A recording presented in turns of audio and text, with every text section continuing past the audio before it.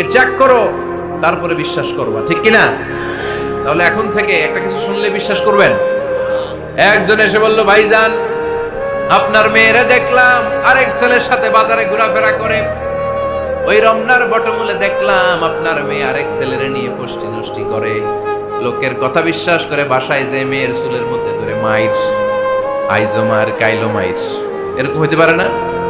হয়তো ওই লোক আপনার মেয়ের মতো দেখতে আরেক মেয়েকে দেখছেন। এরকম হয় কিনা সমাজে? একজন এসে বললো, ভাই আপনি এখানে ভাবিরও তো দেখলাম ওই জায়গায় আরেক লোকের সাথে ঘোরাফেরা করতেছে, খবর রাখেন না বাসা?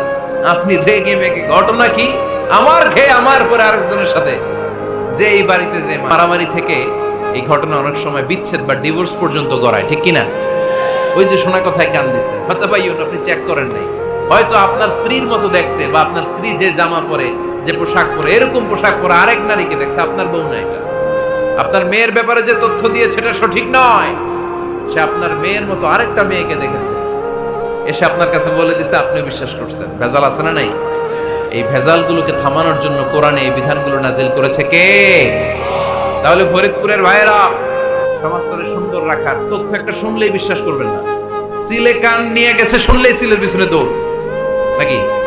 কি করবেন? আগে কানে হাত দিয়ে একটু দেখবো কান দুইটা আছে না নাই, তারপরে চিলের পিছনে দৌড়ান। তাহলে এখন থেকে আমরা তথ্য একটা শুনলে বিশ্বাস করব। তাহলে কি করবেন? বলতে হবে কি করবেন? যাচাই বাছাই, জাস্টিফিকেশন অফ দ্য নিউজ। কোন নিউজ জাস্টিফিকেশন ছাড়া আমরা প্রচার করব, বিশ্বাস করব, শেয়ার করব না। আল্লাহ বললেন, ইয়া আইয়ুহাল্লাযীনা আমানু লা ইয়াসখারু কওমুম মিন কওম। ওহে আমার ইমানদার বান্দারা, শোনো শোনো, খবরদার কখনো কোনো মুমিন বান্দারে ঠাট্টা করো না, অবজ্ঞা করো না, ঠাট্টা করো না। তার মনে কষ্ট হয় এমন কোন কথা তারে বলো না। Never scoff of anybody. কাউকে নিয়ে ঠাট্টা করবেন না, তার দেহ নিয়ে, তার আকৃতি নিয়ে, তার বংশ নিয়ে। এক লোকের বাবা ছিল চোর, কিন্তু তার ছেলে অনেক ভালো। আপনি কি তারা বলতে পারবেন তুই চোরের ঘরের চোর? বলতে পারবেন? চুরি করছে বাবা, ওর কি দোষ? কথা বলেন। এগুলো কবিরা গুনাহ। আওয়াজ করে বলেন তো, কি গুনাহ? কবিরা। কারো আকৃতি নিয়ে, আমার ফরিদপুরের কলিজার টুকরা যুবক ভাইরা, কারো আকৃতি নিয়ে কখনো অবজ্ঞা করবে না, তুচ্ছ জ্ঞান করবে না। এটা কবিরা গুনাহ, এটা আল্লাহ খুব অপছন্দ করেন। এর কারণ আকৃতিটা আমাদের হাতে নাই। আমাদের কারো নাক লম্বা, কারো খাটো, আমরা কেউ কালো, কেউ সাদা, আমরা কেউ স্মার্ট, কেউ অন্যরকম। তো এই যে আমাদের এক এক ধরনের আকৃতি, এটা কি আমি বানাইছি? আপনি বানাইছেন? দিছে কে? এই জন্য কারো দেহের গঠন নিয়ে যদি আপনি অবজ্ঞা করেন, এটা প্রক্ষান্তরে আপনি স্রষ্টাকে নিয়ে অবজ্ঞা করবেন। কারো দেহের আকৃতি নিয়ে যদি আপনি তুচ্ছ করেন, তাকে তুচ্ছ করেননি, আমার রবকে আপনি তুচ্ছ করেছেন। চিল্লায় বলেন ঠিক কিনা? খবরদার, তুই কালু, তুই লম্বু, তুই মোটু, তুই কানা, তুই রোহিঙ্গা, আছে না নাই? ইদানিং ইদানিং এটা খুব চলে। এই রোহিঙ্গা নামটা আছে না? ফরিদপুরে এগুলো ঢুকে নাই না? আমাদের ওইদিকে দেখি কি অবস্থা, কারোর সাথে কেউ লাগলে তুই রোহিঙ্গা। কি আশ্চর্য, এই গালি কবে আসলো?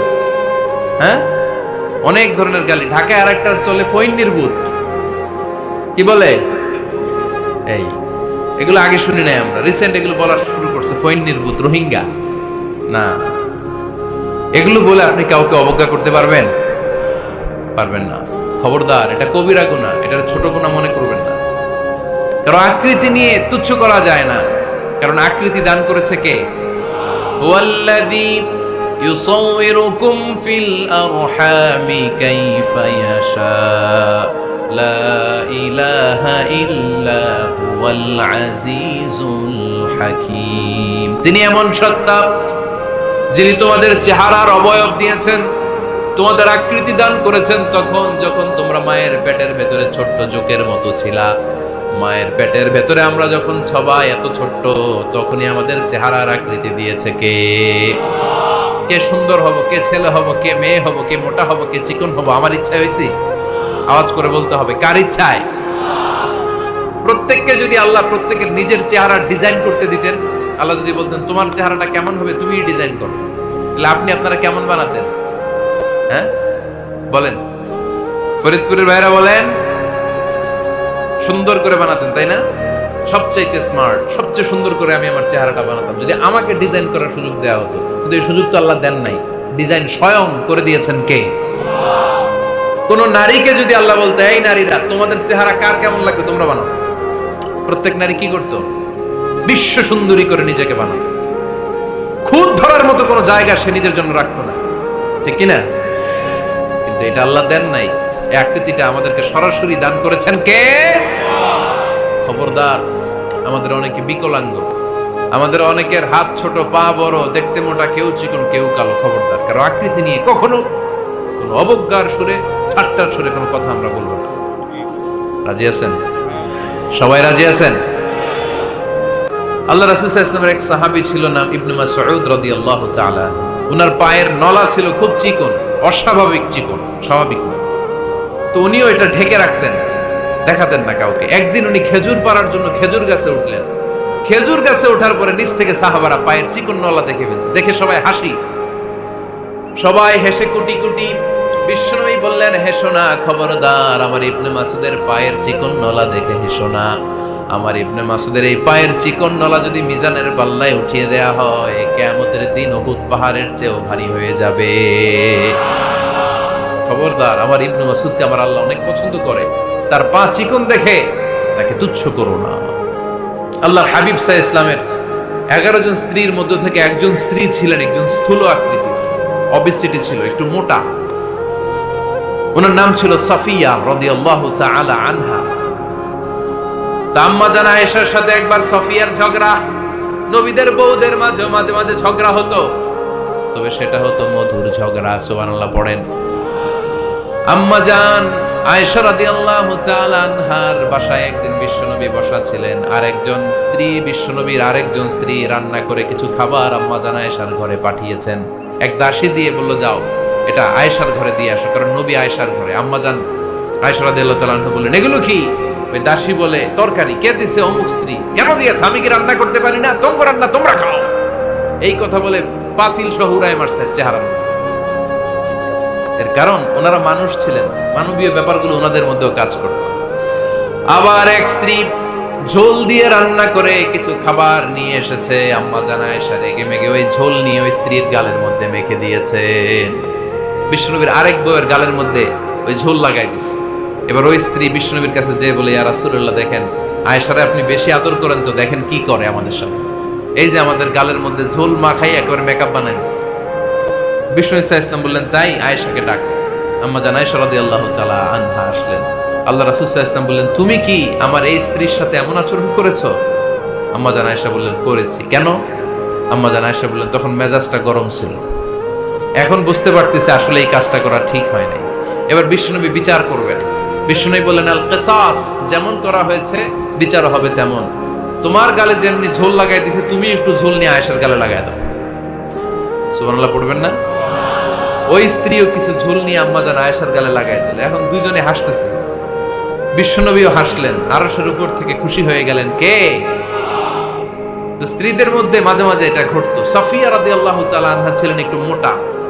আম্মা জান আয়েশা বললেন, ইয়া রাসূলুল্লাহ, দেখেন আপনার মুটি বউ, আপনার মুটকি বউ, এই মুটি বউ বলে একদিন একটা গালির মতো দিয়ে ফেলছে। আল্লাহ রাসূল সাল্লাল্লাহু আলাইহি ওয়াসাল্লাম রেগে গেলেন, বললেন, আয়েশা এটা কেমন কথা তুমি বললা মুটি? আমার সাফিয়ারে তুমি মুটি বলে গালি দিলা রে আয়েশা। ইয়া আয়েশা, লাকাদ কুলতি লা কালিমা লাউ মুজিজাত বিমাইল বাহরি লামাজাজাতহু। এমন একটা মন্তব্য তুমি সাফিয়ার ব্যাপারে করে ফেলেছো রে আয়েশা, এই কথাটা যদি সাগরের নীল পানির মধ্যে ছেড়ে দেয়া হয়, এই কথার পঙ্কিলতার কারণে, এই কথার কর্দমাক্ততার কারণে, এই কথার পঙ্কিলতার কারণে সাগরের সব পানিগুলো মুহূর্তের মধ্যে কালো হয়ে যাবে।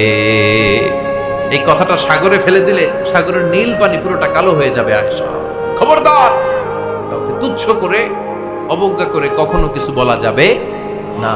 এই জিহ্বাটা এটা ভয়ঙ্কর একটা অঙ্গ। বেশিরভাগ পাপ এই জিহ্বা দিয়ে হয়। কি দিয়ে হয়?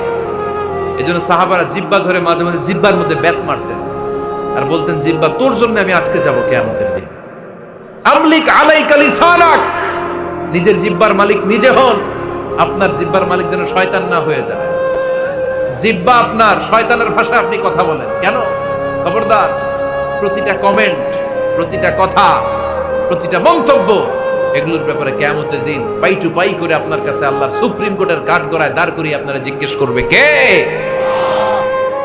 এজন্য বিশ্বনবী বলছেন, মাইয়াদ মানলি মা বাইনা লিহিয়াইহি ওয়া মা বাইনা রিজলাইহি আদমান লাহুল জান্নাহ। আমার কোন উম্মত যদি দুইটা অঙ্গের গ্যারান্টি আমারে দেয়, আমি আমার উম্মতকে জান্নাতের গ্যারান্টি দেব।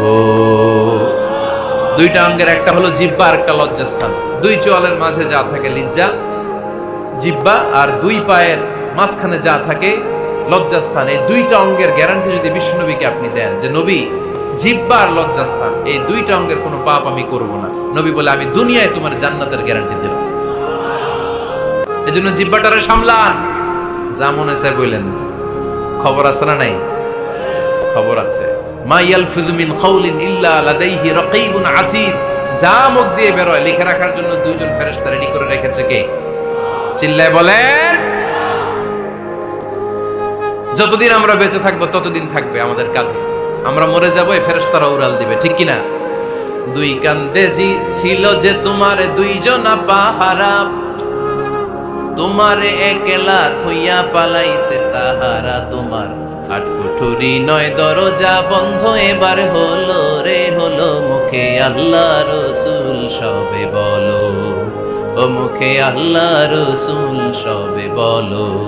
দুয়ারে আইসাছে পালকি নাই হরি গাও তোলো রে তোলো, মুখে আল্লাহ রসুল সবে বলো, ঠিক না? এজন্য সাবধান। আমলিক আলাইকা লিসানাক, নিজের জিহ্বার মালিক নিজে হন। মন যা চায় মুমিন তখন ইচ্ছা মতো মন মতো কোনো মন্তব্য ছুটতে পারে না। বিশ্বাসী বলে যদি নিজেকে দাবি করেন, নিজের জিহ্বার মালিক নিজে থাকার দরকার আছে না নাই?